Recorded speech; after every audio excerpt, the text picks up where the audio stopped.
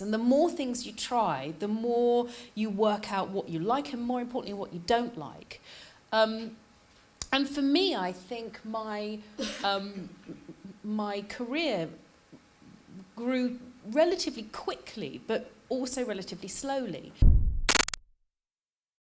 So, list of accolades, you've achieved so much.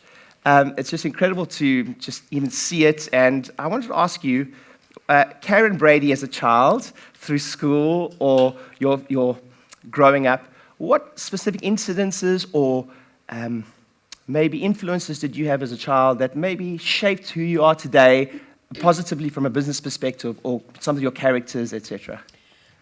Well, I had one ambition when I was younger, and that was to be independent. And the reason I think I had that ambition is I went to boarding school, and I went from a very early age until I was 18. And I don't know if anyone here went to boarding school. But when you're at boarding school, you will know you get up when you're told, you go to bed when you're told, you eat what you're told, you wear what you're told, you do what you're told. And by 18, I'd had enough. I'd had enough of being told what to do. I wanted to have some control on my life. I wanted to say what I wanted to do, when I wanted to do it, and how I wanted to do it. So I wanted independence, but I knew that true independence only came if you had your own money. And the problem was at 18 is I didn't know how you made any money. But I kind of worked out it starts by getting a job, because before you work for yourself, almost everyone's worked for somebody else. And that's what I did. I went out at 18. I had O-levels and A-levels as they were then, but no qualifications and no calling. I didn't know what I could do. I didn't know what I was good at. Wasn't particularly good at anything. I'd never tried anything. But I had worked out at a young age what my core values were. And I think core values are the things that make you who you are. They are the reason that you make the decisions of how you make them for yourself. And my core values were that I was determined, I was ambitious, and I had integrity. And armed with those things, I went out and I got a job. And I got to say, that was at 18, my core values. Yeah. And at 52, they're still my core values. I'm still ambitious, I'm still determined, and I still have a lot of integrity in everything I do. Amazing. And at 18, then you entered the working world. 18 to 23, at 23, you appointed MD of Birmingham City. I'm so interested in that space because there are quite a few young people in the room who are also, in their careers quite young. But what values did you distill to be even considered to be appointed MD at 23, between 18 and 23? And advice for someone in the workplace to go, like, what are people looking for to give you that leg up or that chance? Because there must have been something within you that instilled trust in someone, somewhere, to put you in that position at such a young age. What do you think it was? Well, I was good at sales. Yeah. And that's the one thing I found I was good at. It was the second job I had. I was selling radio advertising space. And when you're young, I was 19 by this stage, and when you're young, you're given a list of clients who've never spent money on anything because they're too frightened to give you anyone half decent. And my very first client went from spending nothing on radio to spending £2 million. And of course, I had a massive commission structure because they never thought I'd achieve anything like those kind of sales. So I worked out I was really good at that. On a sales perspective. And I think it's important because people do business with people. And I think it's important if you're smart and you've got a good brain, but personality should never be overlooked as a real accolade to running your own business and connecting with people and driving your business forward. I think so many times the story around, we've interviewed people up here, and it's so often a couple of themes come up. One is sales, being involved in selling in some way, shape, or form, and actually even, I wouldn't call it, you weren't quite door to door, but cold calling. The background of having to pick up the phone to a cold list or get yourself out there is kind of common in most of the people I've interviewed. There was a part in their career where they were thrown in the deep end and also doing something that's not all that glamorous. Today, people might see Karren Brady, who's not doing cold calls, if you will, but it starts, or perhaps... Yeah, occasionally. Occasionally? Yeah. to still do that, you know, Yeah. in some way, shape, or form. I think it's because it builds resilience. Yeah, big time. And when you're running your own business, there's no safety net. And you're everything in that business. You're the finance director and you're also the salesperson and everything in between. So it gives you that resilience. You get used to the phone being put down on you and that ability never to give up, to have the energy to pick up the phone, to keep going. Karren Brady at 23, MD of Birmingham City. Talk to me a little bit about imposter syndrome, and was there any? I find that really amazing when people talk about imposter syndrome. Yeah. They only ever ask women about that. I think it's the sort of way of saying, you don't have imposter syndrome, you think you should have it. Hardly anyone ever asks a man if they have imposter syndrome, but no, I didn't. Yeah. I understood it was a challenge and chance of a lifetime. And I was ambitious, and I grabbed it with both hands, and I worked really hard. And I stayed there for 16 years, building this business, growing it, everything about it, sold it for £82 million all those years later. But no, I didn't have that. I had a lot of confidence. I had this feeling you have when you're young, which is what's the worst that can happen. Yeah. And I tried really, really hard, and I rolled my sleeves up and I got on with it. You know, it's very interesting because perhaps, you know, when I looked at your story, I looked at myself and went into business really. I started House at 26. And when I looked at you 23 and like in such an amazing role, I asked myself, because I definitely felt imposter syndrome with House at 26. Everyone I employed was older than me when I started my first business. And I actually, if you had asked me to anticipate what you were going to say, I actually would have guessed that you would, that you would have said, no, I was determined to make it work. I was trying to guess some of your answers, and I kind of anticipate you may have said something like that. So I guess my follow-on question would be, where does that just unrelenting belief in oneself come? When in perhaps, maybe just speak for myself here, at times you have those, those doubts and, am I going to be able to pull it off, or etc. Where have you been able to channel that unrelenting belief in yourself from? Well, look, my parents, neither of my parents had a good education. I think my mother and father left school at 14, went straight to work. And the one thing, my dad worked really hard. He was a sort of entrepreneur. And the one thing he wanted to give me and my brother was a great education. He thought that came by a boarding school. I'm not sure it does, because I didn't send my kids to it.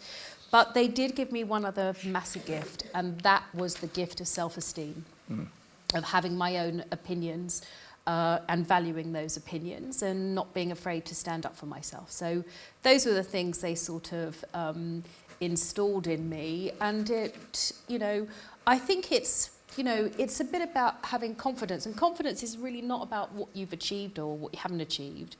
It's about knowing that you can back yourself, that you trust yourself when things aren't going the way you want. You have that resilience and that determination to pull it round and change the path. Okay, good. We've got quite a few people it's quite a difficult hiring job market at the moment for a lot of my inner circle members and small businesses. And at times, whether it's lots of deal flow not coming our way, etc. But we're talking about hiring a lot this morning and building a team. And I was interested to find out from you, what is the single most important trait that you look for when you look to hire someone or work with someone? I only ask people one question when I interview them. Yeah. And the one question is, tell me something about my business I don't know.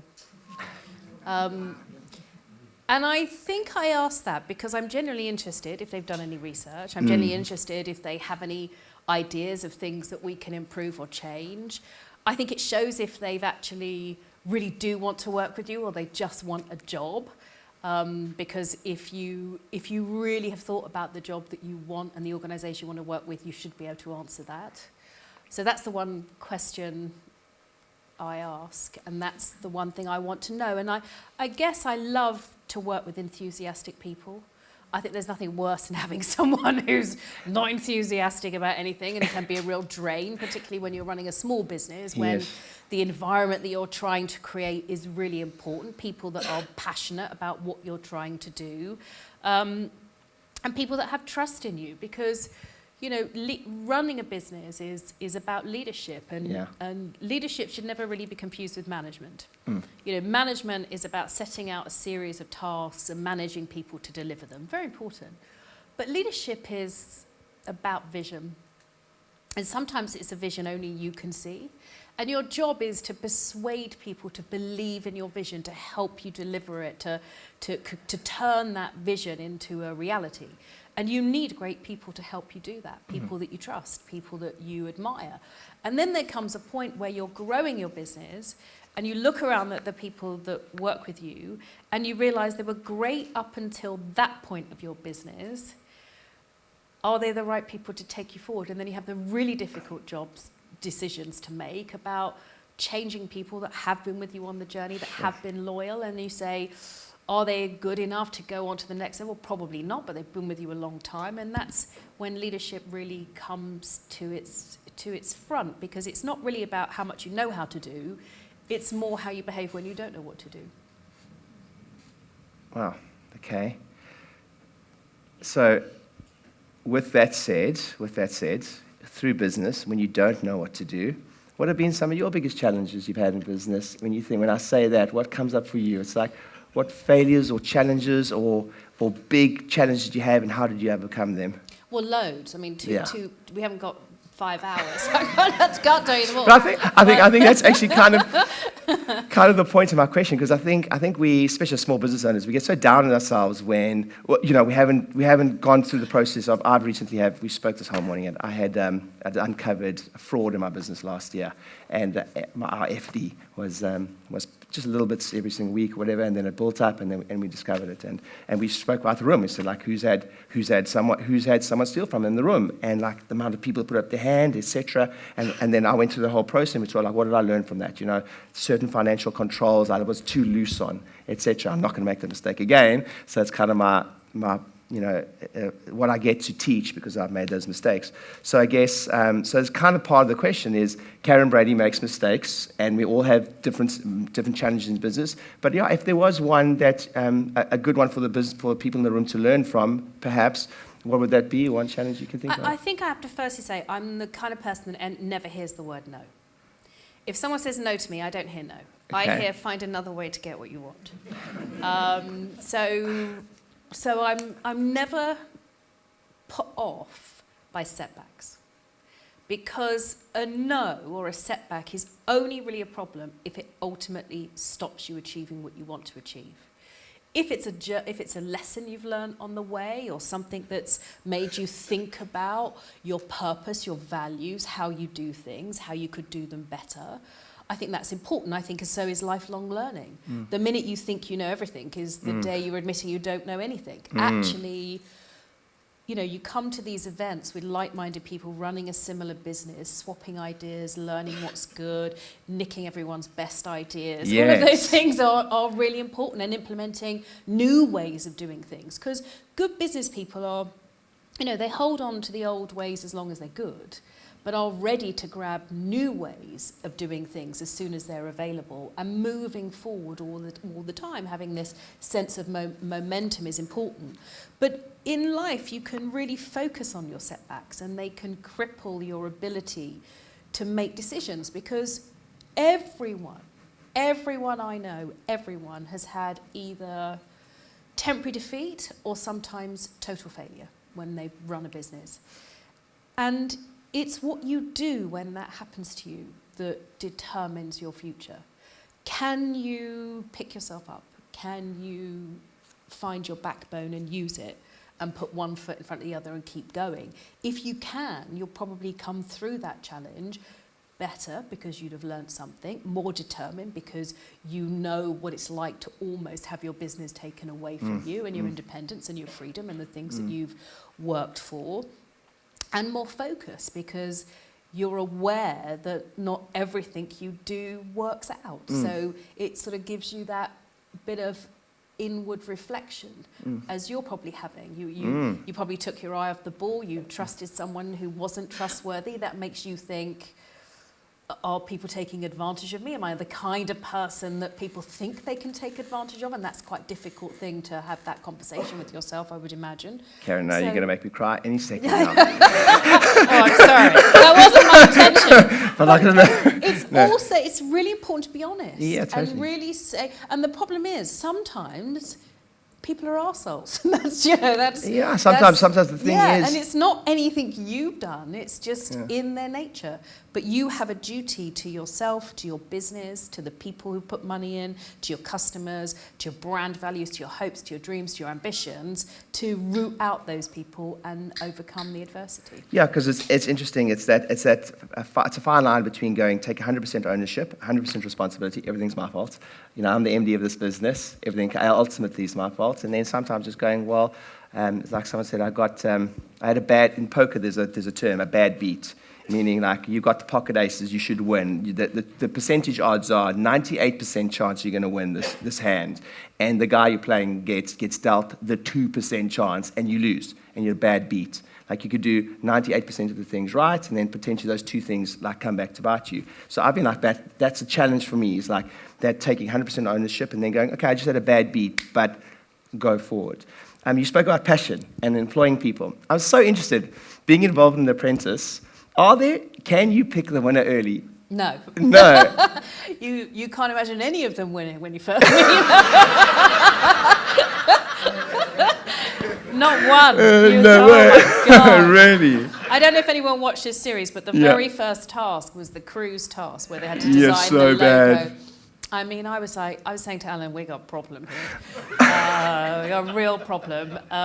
But no, they learn and they adapt. And I guess one of the things that's really, you have to be honest about is great entrepreneurs aren't necessarily great managers, because they tend to have a sort of broader perspective on things, and great managers don't tend to be great entrepreneurs because they can't take risks. So you're weighing up all of these things as you go through it. And I guess from Alan's point of view, he knows when they come, they've all got a business plan that is backable. What he doesn't know is if he gives them the money, can they run that business? Can they negotiate? Can they present? Can they work with people? Can they innovate? Can they pick a brand? Can they sell? All of those things. And the tasks are sort of geared to test those traits, to see how they cope or how they can't cope, and what they learn and how they react when things don't go well.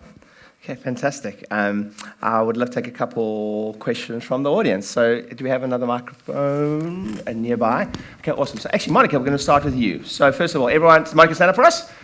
So give Monica a round of applause, please. Are we going to have a mic?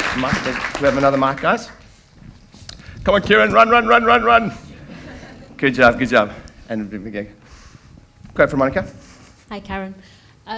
What do you think is the biggest challenge facing women in business today? Well, I mean, there's the obvious things. Firstly, the gender pay gap. For every pound a man makes, a woman makes 86p. It's going to take 100 years to close that. So knowing your worth and getting paid that is a big challenge for many women. But I think the biggest challenge for women is having a family and trying to manage a career around that. I read some research the other day that said 54,000 women who return after maternity leave either get the sack or leave their job because they feel so badly treated. And that's terrible. And on the basis that women give birth to every taxpayer on the planet, I think we deserve a bit of a break.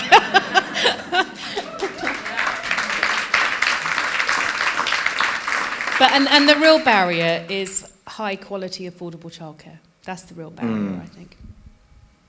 Good job. Great question. Another question? Jonathan? Can we have the grab there? Go for it, Karen. Thank you. Hi, Karren. Thank you very much for sharing your time with us this afternoon. First observation, from The Apprentice, are they not allowed to watch your face? Because surely there'd just be one team member focused on Karren Brady. Look at the face. Is there an expression? Don't do that. Because surely that must be something that everyone watching every episode goes, just watch Karren. Is she giving you a good look or a bad look? Don't do it. But my real question is you mentioned, obviously, I went to boarding school too. I went when I was 7, same similar age as yourself, I'm sure, all the way up to 18. But you also talked about your parents and how important they were to you. That's my mum. She is the practice manager in my practice. You had, I right in thinking, Irish and Italian heritage. Your mum was Italian, dad was Irish. And so you talked to dad, had a profession and had his businesses.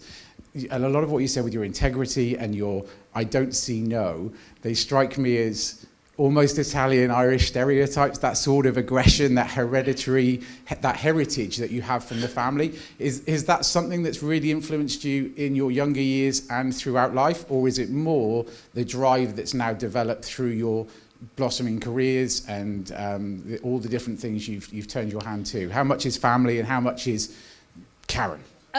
Well, I think the one word my parents would use to describe me as a child would be defiant. I would never listen to anything they said. I would do what I wanted. I was going to say difficult child, but I don't mean difficult in that way.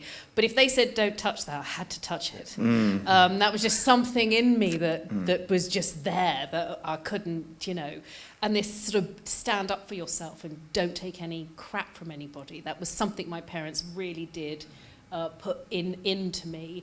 And my grandmother was a massive influence on my life as well. And her motto was, she'd say to me, always be first, because first is the best. And that was something she sort of, made you feel you should strive for more, that you shouldn't settle for anything other than you didn't want. So I had these sort of great people in my life that were very hardworking and very focused. When I was younger, I wanted to be independent, and I was ambitious, but I didn't have any idea of how to channel that. Lots of young people, I go around talking to schools and young people, and they say, "Oh, I don't know what my passion is." And it's not so it's fallen down the back of the sofa, and you've got to go and find it. You have to try things, and the more things you try, the more you work out what you like, and more importantly, what you don't like. And for me, I think my career grew relatively quickly, but also relatively slowly. So I tried a few things. I was good at sales. And then I suddenly thought, actually, I am really rather quite good at this. And I might be the best person on my team. And then I might actually be the best person on the floor, and then I actually might be the best person in the organisation. So it sort of creeps up on you slowly when you realise you actually are quite good at something. And you start to do things, and then you try a few more things, and you don't fear failure, and then it sort of grows from there, really. Thank you. Good job. Good job. A round of applause. Felicity, let's go for there. Good job there. Sorry. Good job, Karren. Hi. So you were saying that what was important to you to start with was independence. So I'm assuming you now have independence. So what is important to you now? What drives you now? Yes, I do have independence, and how I describe having that is not really about having money as I thought it was when you were younger. It's having the ability, I can say no to anything. Whatever I'm asked, if I don't want to do it, I can say no. And that is a huge benefit in your life. Because when you're building a career, you have to say yes almost all the time when you really just want to say no. And then you say yes and try and think of a million reasons how you could get out of it at the last minute. But you can't. But you feel you should say yes. You feel it's important, and you have to do a lot of things. And that's part of that resilience we were talking about earlier. The ability to do the things that need to be done when they need to be done, whether you like it or not. That is a part and parcel of how I sort of built my career. But in terms of my independence, I can literally say no to anything, or I can say yes. And I say no when I don't want to do something, and I say yes when I want to do it. And that is a huge privilege and something I've worked 30 years to achieve. In terms of what is next, I think is what you said to me. There isn't anything next. There's nothing I harbour after. There's nothing I think, oh, I wish I had that, I wish I had this. I do lots of different things in my life, whether I'm in the House of Lords, whether I'm on The Apprentice, whether I'm running West Ham, whether I'm involved in my charities. I do the things that I like. And they do say, don't they, that nothing's work unless you'd rather be doing something else. And I'm fortunately at that point where I'm doing all the things I want to do, and I enjoy every one of them. Good job. Give us a round of applause. Great question. Right, cool. Pete, right next door. You good, Karren? Thank you. You've obviously achieved a massive amount and been a phenomenal role model. And it seems like you have an ability to think very, very big. You take West Ham from point A and take it to point B, and the same with the businesses you worked with. Do you have any strategies or habits, either a daily habit or a personal habit, that we could shamelessly copy to help think bigger in life? Is there something you do as a ritual or routine?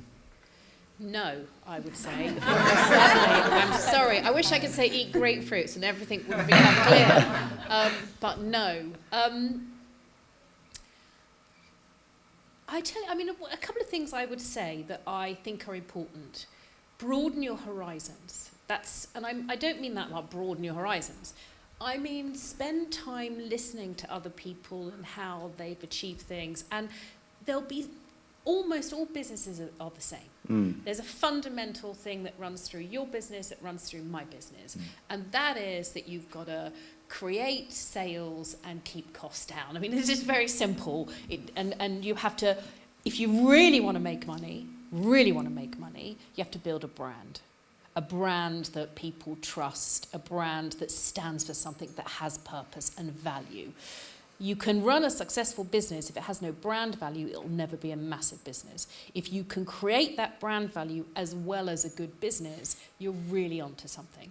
And how you create brands is by having this ethos, when someone thinks about your company, they need to think about the one thing they know your company's great at. One thing they trust in you. And as you start to build and think about how you do that, there are some great, nowadays, years ago, you used to have to read books on people's life stories. Now there's podcasts that you can listen to. You can be inspired by other people's stories. You can watch films about how people have built their life and their ethos and how they do things. And you can emulate them and try and match and think like they do. And I think there's no shame in saying that. Good job. I have a question, actually, Karren. It's something on balance. So as an entrepreneur and someone who's driven and wants to achieve, and it's going to be different challenges, I guess, for different people in the room, but the concept of balance, I thought it's quite a limiting concept, and I battled with it. I've got 2 young kids, and trying to maintain that, and how much time I'm spending at home versus how much time. And I love my work. I love what I do. So I'll battle that a little bit. Do you have any feedback for us or help for us when it comes to someone trying to balance, say, family life and work? Well, look, my daughter will be 26 this year, and my son's 23. Yeah. So. They don't live at home. They've got their own lives. So there's no balance. But, the phrase work-life balance 26 years ago did not exist. And of all the titles that you so eloquently read out at the start, there's only one that really suits me, and that is working mother. Yes. And the 2 most important things in my life are my family and my work.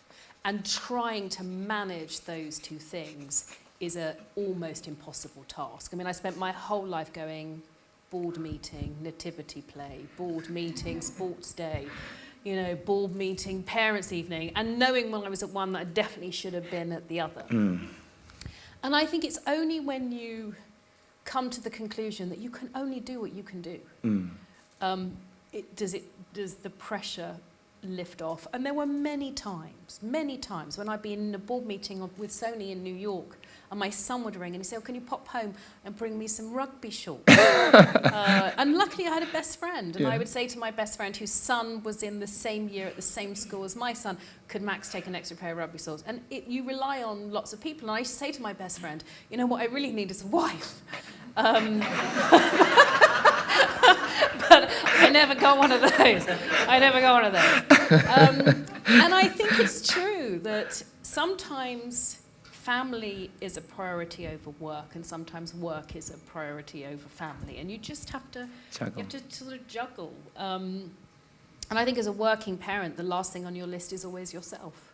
And that's just something you have to accept. I mean, a couple of little things I used to do that I think my children now tell me were important to them. I used to take my kids to all the places I worked.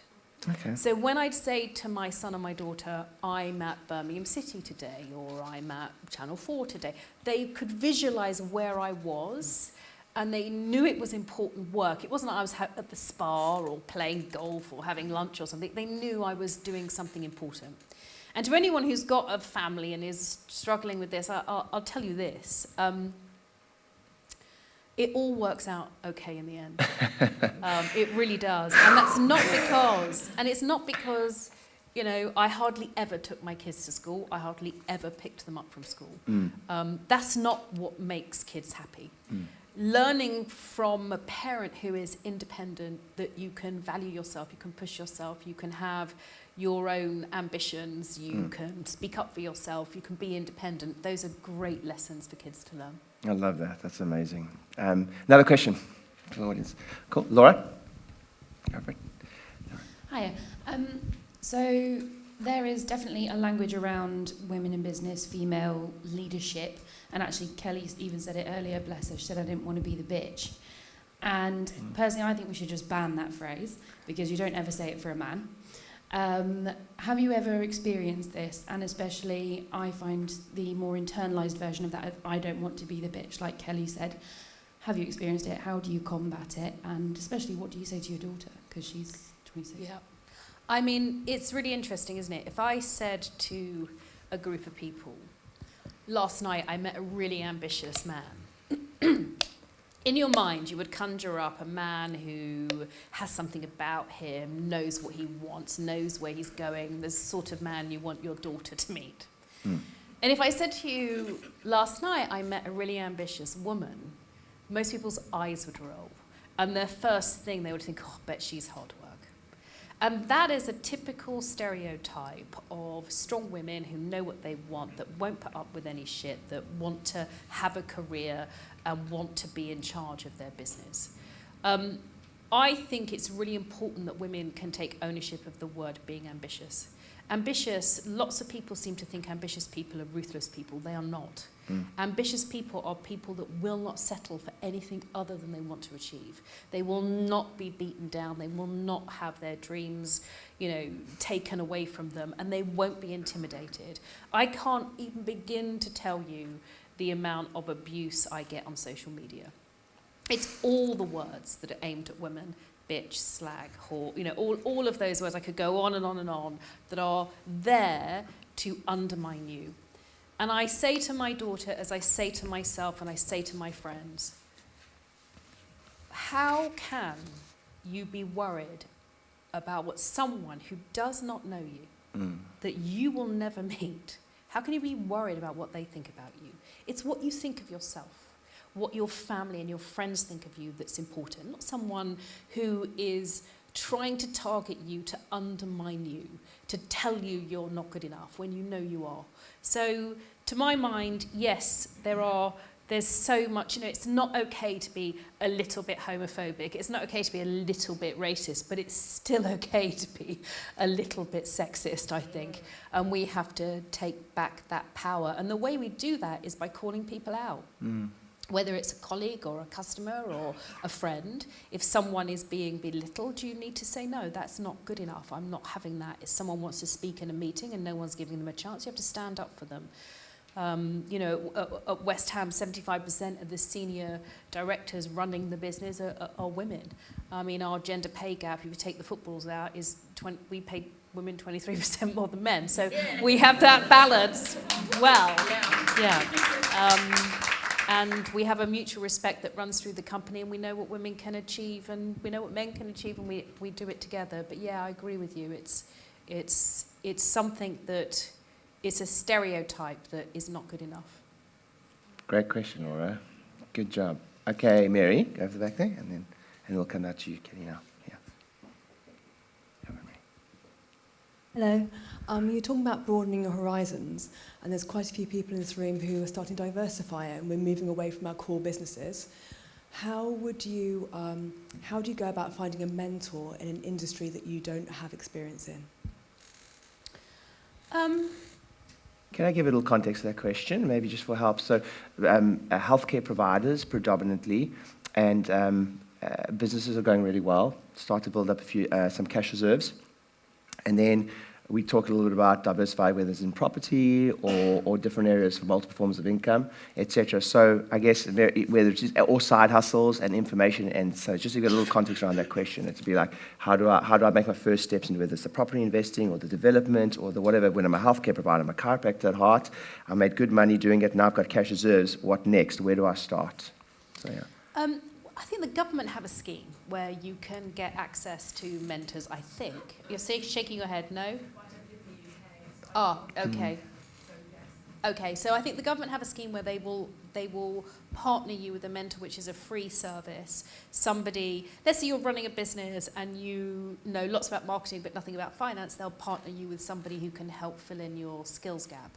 But I guess mentors are, you know, if they can come via friends or other people in this room or people that have done it, you really want to, a good mentor should help you through their own experience because they've seen it before and done it. And equally, they should be able to introduce you to people that you would never otherwise meet.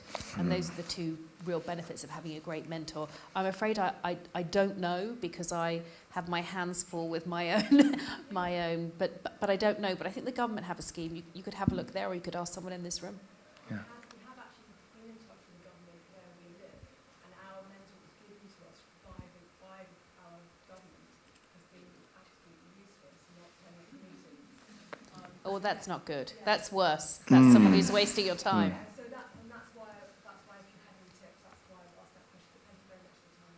Reach Good. out on LinkedIn or somewhere like that. Ask the question, yeah. Good question. Kelly, go for it. So a microphone in the front here. Give Kelly a round of applause. Hi, Karren. Thank you for being here today. Your question about that Laura just asked was amazing. It struck a chord in me. As small business owners, we are forced to do a lot of roles that we don't necessarily want to do. The marketing hat, the chiropractor hat, the bills hat, the IT hat. Whereas you wear a lot of hats by choice, an extraordinary amount of hats. How do you prioritise? And how do you keep out of the ancillary noise, the stuff that detracts you from doing what is your passion, would be my kind of 2-1 question. Well, a couple of things. They're all priorities because they're all important to me. But my number one priority is West Ham.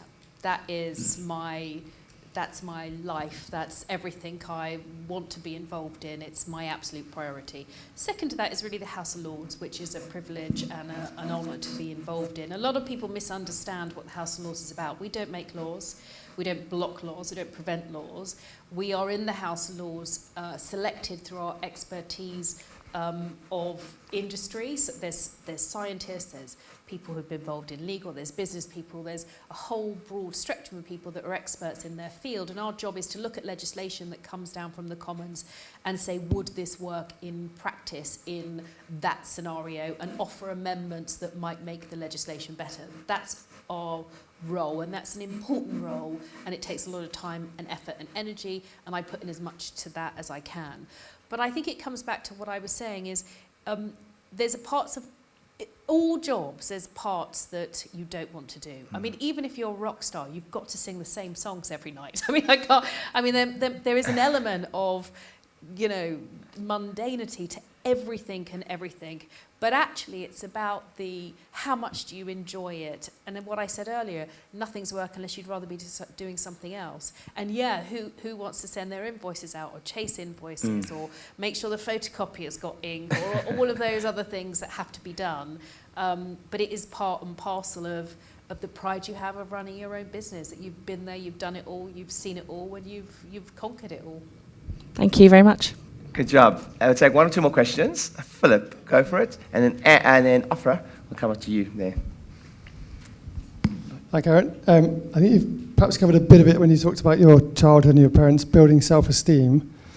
I've got an amazing daughter who's 7 and is very defiant. I've got a 12-year-old son who's amazing but will touch things you tell him not to. So the first little question is, how would you encourage that and harness that in them, whereas the world probably wants to squash it quite often? My other son wants to be a professional footballer. Do you have any advice for him on how to go about that with your experience? In terms of your kids, I think talking to your children is the most important thing, why they shouldn't touch it. And it's not because you don't want them to touch it, it's because you don't want them to hurt themselves if they touch it. It's more about, that's obviously a quality that's perhaps got you to places, so how does that intrigue and that wanting to go about things, how do you not let it be squashed by the world and actually bring that out? When my mum say, don't touch it, and I said, I'm going to touch it, she said, go on then. Find out what happens. So you learn the hard way. And that was her philosophy, and it certainly worked on me. But I mean, look, I think the thing with kids, I used to always say to my kids, you know what kids are like when something is the end of the world and they can't see the perspective over it, and they've had a row with a friend at school or something's happened. And I used to say to my kids, look, you won't remember being 13 when you're 18, let alone when you're 50, so don't worry about it. It's all part of life, and you have to just help them put things into perspective and give them coping mechanisms to come through the other side of situations, I think. In relation to your son and football, get him trials at your local clubs, get him playing. There's scouts everywhere these days. Thank you. For a round of applause. And then Afra, go to the back room there, Afra. Thank you, Karren, for being here today. I came from a family where my mum was very much the matriarch. She ran a successful business pretty much on her own for 30 years. So much so that she'd get a regular phone call for Mrs. Vatic, you've forgotten your daughter at school again, on many occasions.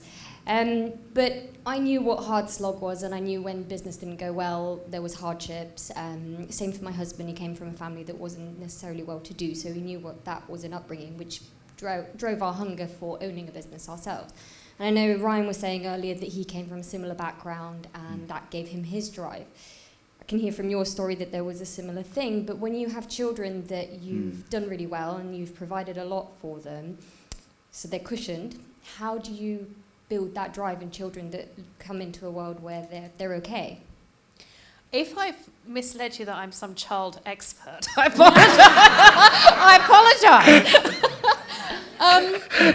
Well, look, you have to teach them to stand on their own 2 feet. I've always said to my kids, you will always have a roof over your head and food in the fridge, but everything else is up to you.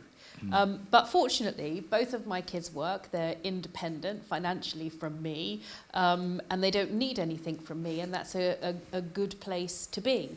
But if you make it too comfortable for them and you give them too much, there's no incentive to stand on your own 2 feet. And by the time you work that out, it's probably too late. So giving them, like not my son, because my son was heavily involved in sport, but my daughter had her first job at 16, working at Hollister, I think it was, in the folding clothes or whatever you do in shops like that. So she understood earning your own money and the power that gave you.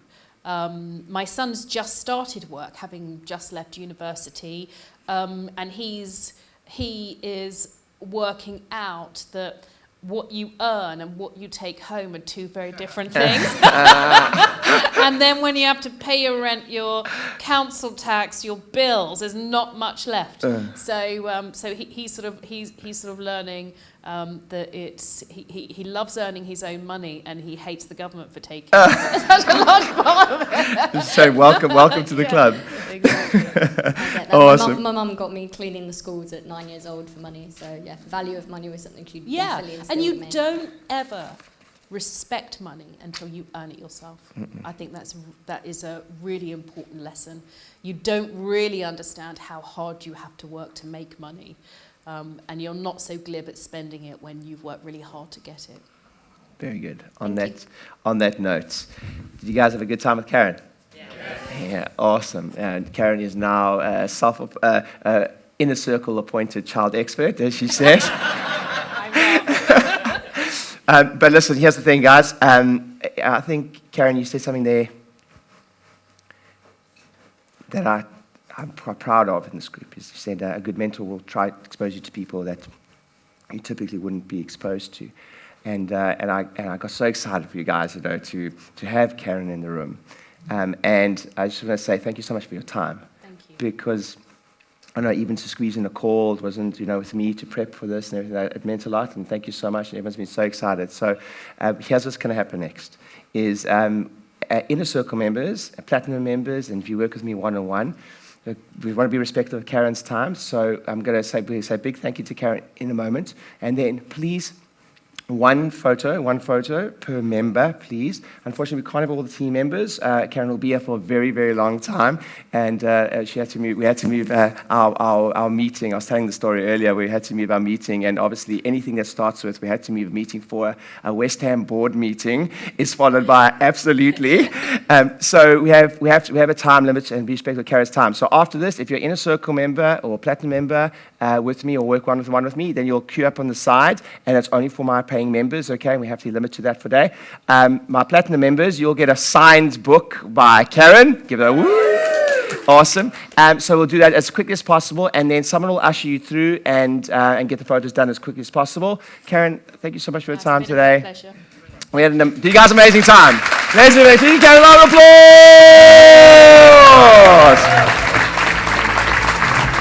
Okay, awesome. Thank you so much.